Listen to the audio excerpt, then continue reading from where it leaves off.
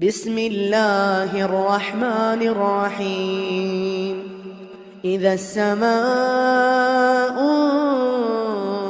انشقت وأذنت لربها وحقت وإذا الأرض مدت وألقت ما فيها وتخلت وأذنت لربها وحقت يا أيها الإنسان إنك كادح إلى ربك كدحا فملاقيه فأما من أوتي كتابه بيمينه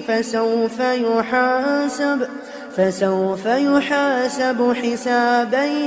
يسيرا وينقلب إلى أهله